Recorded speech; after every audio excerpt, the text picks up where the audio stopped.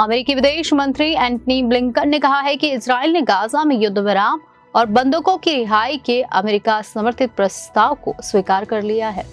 Gaza में cease fire के प्रस्ताव को इजरायल ने मान लिया है।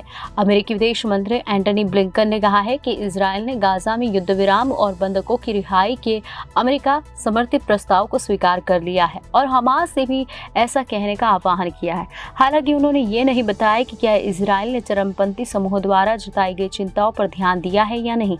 सोमवार को इजरायल के प्रधानमंत्री बेंजामिन नेतन्याहू के साथ 2.5 घंटे की बैठक के बाद ब्लिंकन का ये बयान आया है और मंगलवार को उनके मिस्र की यात्रा पर जाने की उम्मीद है। अमेरिका, मिस्र और कतर ने समझौता कराने के लिए कई महीने प्रयास किए, लेकिन वार्ता के बार गतिरोध आते रहे। उन्होंने नहीं बताया कि इस समझौता प्रस्ताव में गाजा के अंदर 2 रणनीतिक गलियारों पर नियंत्रण की इजरायल की मांग को माना गया है या नहीं।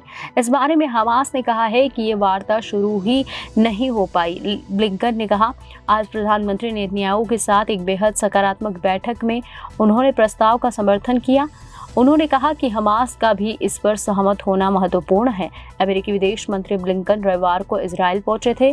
उनके आगमन से क्षेत्रीय तनाव को कम करने में मदद मिलने की उम्मीद है। ब्लिंकन के साथ यात्रा करने वाले एक वरिष्ठ अधिकारी ने कहा कि उनका क्षेत्र में आगमन संघर्ष विराम वार्ता के लिहाज से महत्वपूर्ण समय पर हुआ है और विदेश मंत्री सभी पक्षों पर जल्द से जल्द समझौते को अंतिम रूप देने का दबाव डालेंगे ताकि गाजा में नागरिकों की पीड़ा का अंत किया जा सके।